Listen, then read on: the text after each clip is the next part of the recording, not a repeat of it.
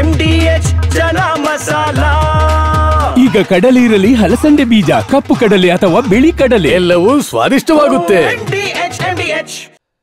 ಇನ್ನು ಈ ಸಾಲಿನ ಅಂದರೆ 2024-25ನೇ ಸಾಲಿನ SSLC ಫಲಿತಾಂಶ ಪ್ರಕಟವಾಗಿದೆ. ಈಗಷ್ಟೇ ಸಚಿವರು ರಿಸಲ್ಟ್ ಬಗ್ಗೆ ಮಾತಾಡ್ತಾ ಇದ್ರು. ಈ ಬಾರಿಯೂ ಕೂಡ ಎಂದಿನಂತೆ ದಕ್ಷಿಣ ಕನ್ನಡ ಫಸ್ಟ್ ಸ್ಥಾನವನ್ನು ಅಲಂಕರಿಸಿದೆ. SSLC ಪರೀಕ್ಷೆಯಲ್ಲಿ ದಕ್ಷಿಣ ಕನ್ನಡ ಪ್ರಥಮ, ಸುಮಾರು 91% ಅಷ್ಟು ರಿಸಲ್ಟ್. SSLC ಪರೀಕ್ಷೆಯಲ್ಲಿ ಉಡುಪಿ ಜಿಲ್ಲೆ 2ನೇ ಸ್ಥಾನ 89%, 3ನೇ ಸ್ಥಾನ ಉತ್ತರ ಕನ್ನಡ 83%, ಶಿವಮೊಗ್ಗ 4ನೇ ಸ್ಥಾನ 82% ರಿಸಲ್ಟ್, ಕೊಡಗು 82%, ಜೊತೆಗೆ ಕಲಬುರಗಿ ಕೊನೆಯ ಸ್ಥಾನ 42% ಮಾತ್ರ ರಿಸಲ್ಟ್. ಈ ಬಾರಿಯ SSLC over all result 66 point something ಈಗ ಬಂದಿರುವಂಥದ್ದು, 62.34. ಸೊ ಹಾಗಾಗಿ ಈ ಪರೀಕ್ಷೆಯಲ್ಲಿ, ಈ ಬಾರಿಯ SSLC ಪರೀಕ್ಷೆಯಲ್ಲಿ ಲಾಸ್ಟ್ ಟೈಮಿಗೆ ನಾವು ಹೋಲಿಸಿದ್ರೆ ಪರವಾಗಿಲ್ಲ, ಅಟ್ಲೀಸ್ಟ್ ಒಂದು ಸ್ವಲ್ಪ ಹೆಚ್ಚಿನ ವಿದ್ಯಾರ್ಥಿಗಳು ಪಾಸ್ ಆಗಿದ್ದಾರೆ ಅನ್ನುವಂಥದ್ದನ್ನು ಕೂಡ ಹೇಳ್ತಾ ಇದ್ರು. ಇನ್ನೊಂದು ಅಂಶ ಅಂದರೆ 22 ಜನ ಔಟ್ ಆಫ್ ಔಟ್, ಅಂದರೆ ಈ 625ಕ್ಕೆ 625 ಅಂಕಗಳನ್ನು ಪಡ್ಕೊಂಡಿದ್ದಾರೆ. ಎಂದಿನಂತೆ ಈ ಬಾರಿಯೂ ಕೂಡ ಬಾಲಕಿಯರದ್ದೇ ಮೇಲುಗೈ. ಸೊ ಅಫ್ಕೋರ್ಸ್ ಎಲ್ಲ ಟಾಪರ್ಸ್ ಅವರ ಮನೆಯಲ್ಲಿ ಒಂದು ಖುಷಿಯ ವಾತಾವರಣ, ಮನೆಯಲ್ಲೆಲ್ಲರೂ ಕೂಡ ಸಿಹಿ ತಿನ್ನಿಸಿ ಸಂತೋಷವನ್ನು ವ್ಯಕ್ತಪಡಿಸ್ತಾ ಇದ್ದಾರೆ. ತಮ್ಮ ಮಗಳು, ಮಗ ಈ ಥರದ ಒಂದು ಸಾಧನೆಯನ್ನು ಮಾಡಿರೋದು ಸಹಜವಾಗಿ ಅವರ ಪೇರೆಂಟ್ಸಿಗೆ ತುಂಬಾ ಸಂತಸವನ್ನು ತಂದಿದೆ. ಇನ್ನು SSLC ಪರೀಕ್ಷೆಯಲ್ಲಿ 22 ವಿದ್ಯಾರ್ಥಿಗಳು ನಾನು ಮಾತಾಡ್ತಾ ಇದ್ದೆ, 625ಕ್ಕೆ 625 ಅಂಕಗಳನ್ನು ಪಡೆಯುವ ಮೂಲಕ ಟಾಪರ್ ಆಗಿದ್ದಾರೆ. ನೋಡಿ, ಈ ಬಾರಿ ಪರ್ಸೆಂಟೇಜ್ ವೈಸ್ 74% ಹುಡುಗಿರು ಪಾಸ್ ಆಗಿದ್ದಾರೆ, ನಮ್ಮ ಹುಡುಗರು 58% ಅಷ್ಟೇ ಪಾಸ್ ಆಗಿರೋದು. ರಾಜ್ಯದ 144 ಶಾಲೆಗಳಲ್ಲಿ 0 ರಿಸಲ್ಟ್, 6 ಸರ್ಕಾರಿ ಶಾಲೆಗಳು, 30 ಅನುದಾನಿತ ಶಾಲೆಗಳು, 108 ಅನುದಾನ ರಹಿತ ಶಾಲೆಗಳ ಫಲಿತಾಂಶ ಶೂನ್ಯ. ಸೊ ಇದು ಗಮನಿಸಬೇಕಾದಂಥ ವಿಚಾರ. ಇದು ಕಾನ್ಫಿಡೆನ್ಸ್ ಇತ್ತು ನನಗೆ, ಈ ಸಲ ಫಸ್ಟ್ ರ್ಯಾಂಕ್ ಬರ್ತೀನಿ, ನಾನು 625 ತೆಗಿತೀನಿ ಅಂತ. ಆ್ಯಂಡ್ ಹಾರ್ಡ್ ವರ್ಕ್ ಇತ್ತು, ಡಿಟರ್ಮಿನೇಷನ್ ಇತ್ತು, ಆ್ಯಂಡ್ ಎಲ್ಲ ಟೀಚರ್ಸ್ದು ಡೆಡಿಕೇಶನ್ ಇತ್ತು ಅದಕ್ಕೆ. ಆ್ಯಂಡ್ ಮೈ ಪೇರೆಂಟ್ಸ್ ಅವ್ರ ಸಪೋರ್ಟ್ ಇತ್ತು. ಆ್ಯಂಡ್ ಈ ಸಲ ತೆಗಿಲೇಬೇಕು ಅನ್ನೋ ಹಾರ್ಡ್ ವರ್ಕ್ ನಾನು ಮಾಡಿದೆ.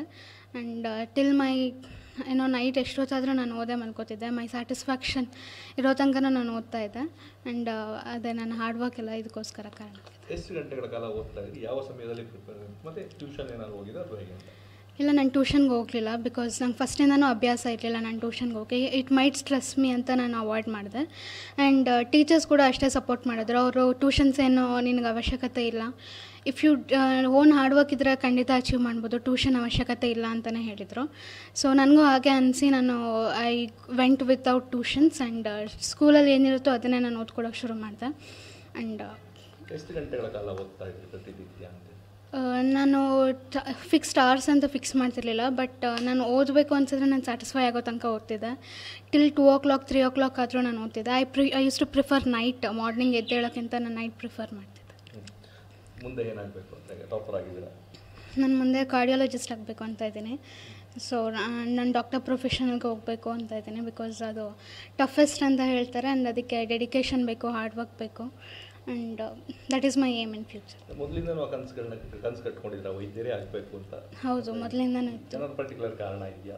ಪರ್ಟಿಕ್ಯುಲರ್ ಕಾರಣ ಅಂದರೆ ಸೋಷಿಯಲ್ ಸರ್ವಿಸ್ ಮಾಡಬೇಕು ಅನ್ನೋದೊಂದು ಡ್ರೀಮ್ ಇದೆ. And I always get fascinated to doctors. ಅವರು ನೋಡಿದಾಗೆಲ್ಲ ಒಂಥರ ಡಿಟರ್ಮಿನೇಷನ್ ಆಗಲೇಬೇಕು ಅನ್ನೋ ಒಂದು ಅಟ್ರಾಕ್ಷನ್ ಇದೆ ನನಗೆ. ಸೊ ಐ ಥಿಂಕ್ ಡಾಕ್ಟರ್ ನನ್ನ ಫ್ಯೂಚರ್. ಶಾಲೆಯ ಸಪೋರ್ಟ್ ಒಂದು ಕಡೆ, ಅಪ್ಪ ಅಮ್ಮನ ಸಪೋರ್ಟ್ ಯಾವ ರೀತಿ ಇತ್ತು? ಅಪ್ಪ ಅಮ್ಮನ ಯಾವ ರೀತಿ? ಸೊ ಅಪ್ಪ ಅಮ್ಮನಿಂದ ಎಮೋಷ್ನಲ್ ಸಪೋರ್ಟ್ ಖಂಡಿತವಾಗ್ಲೂ ಇತ್ತು. ಯಾಕಂದರೆ ಮನೇಲಿ ಹೋದ್ಮೇಲೆ ಓದ್ಕೊಳ್ಳೋಕ್ಕೆ ಅವ್ರ ಸಪೋರ್ಟ್ ಬೇಕೇ ಬೇಕು. ಆ್ಯಂಡ್ ತುಂಬ ಸ್ಟ್ರೆಸ್ ಮಾಡ್ತಿರ್ಲಿಲ್ಲ. ನಿನ್ಗೆ ಎಷ್ಟಾಗುತ್ತೋ ಅಷ್ಟು ಎಫರ್ಟ್ಸ್ ಹಾಕು, ನೀನು ಮಾಡು, ನೀನು ಮಾಡ್ತೀಯ ಅನ್ನೋ ಕಾನ್ಫಿಡೆನ್ಸ್ ಕೊಡ್ತಿದ್ರು. ಆ್ಯಂಡ್ ಅವರು 12 ಇಯರ್ಸಿಂದ ನಾನು ಸೇಮ್ ಸ್ಕೂಲಲ್ಲಿ ಓದಿದ್ದೀನಿ. ಆ್ಯಂಡ್ ಅವ್ರ ಸಪೋರ್ಟ್ ಇಲ್ಲದೆ ಇದೆಲ್ಲ ಆಗ್ತಿರ್ಲಿಲ್ಲ. SSLC ಅಂದರೆ ಕಬ್ಬಿಣದ ಕಡಲೆ ಅಂತ ಎಲ್ಲ ವಿದ್ಯಾರ್ಥಿಗಳು ಭಾವಿಸೋದು. ಅವ್ರಿಗೇನು ಸಲಹೆ ಏನಾದ್ರು ಕೊಡ್ತೀರಾ? ಯಾವ ರೀತಿ ಕಾನ್ಫಿಡೆನ್ಸ್ ಆಗಿ ಎದುರಿಸಿ ಅಂತ?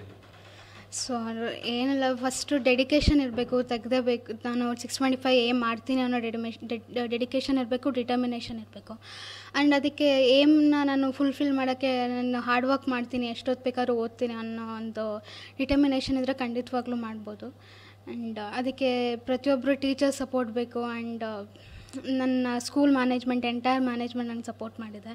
All subject teachers, my class teacher Ashwini ಮ್ಯಾಮಿಂದ ಫುಲ್ ಎಲ್ಲ ಸಪೋರ್ಟ್ ಮಾಡಿದ್ರು. Whenever I use to get less, ನಿನ್ನ ಕೈಲಿ ನೆಕ್ಸ್ಟಿಂದ ಜಾಸ್ತಿ ತೆಗಿಬೋದು, ನೀನು ಸ್ವಲ್ಪ ಹಾರ್ಡ್ ವರ್ಕ್ ಮಾಡು ಅಂತ ಹೇಳ್ತಿದ್ರು. And 5 preparatories I was prepared well and public ಎಕ್ಸಾಮ್ಗೆ ತುಂಬ ಹೆಲ್ಪ್ ಆಯಿತು. 625 ನಿಮ್ಮ ಗುರಿ ಇತ್ತು, ಮಧ್ಯದಲ್ಲಿ ಎಲ್ಲೋ ಒಂದು ಕಡೆ ಇದು ಕಷ್ಟ ಅನ್ನಿಸ್ತಾ ಇದೆ ಅಥವಾ ಇದು ಎಲ್ಲೋ ಆಗ್ತಾ ಇಲ್ಲ ಅನ್ನೋದೇನಾದ್ರು ಆಗಿತ್ತಾ ಅಥವಾ ಅದನ್ನ ಹೆಂಗೆ ಓವರ್ಕಮ್ ಮಾಡಿದ್ರಿ ಅಂತೇಳಿ?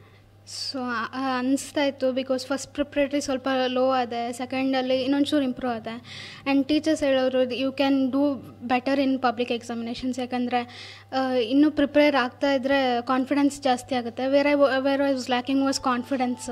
ನನಗೆ ಎಲ್ಲೋ ಒಂದು ಕಡೆ ಭಯ ಇತ್ತು, but my teachers use to get it that very well and ಕಾನ್ಫಿಡೆನ್ಸ್ನ ನಾನು ಕ್ಲಿಕ್ ಮಾಡ್ತಿದ್ರು. ಆ್ಯಂಡ್ ಪಬ್ಲಿಕ್ ಎಕ್ಸಾಮಿನೇಷನ್ ನೀನು ಖಂಡಿತ ತೆಗಿತೀಯ ಅನ್ನೋ ಕಾನ್ಫಿಡೆನ್ಸ್ ನಂಗೆ ತುಂಬ್ತಿದ್ರು. 5th ಪ್ರಿಪ್ರೇಟ್ರಿ ಅಷ್ಟೊತ್ತಿಗೆ I was confident and state preparatories, district preparatories ಎಲ್ಲ ತುಂಬ ಹೆಲ್ಪ್. ಎಷ್ಟು ಖುಷಿ ಇದೆ?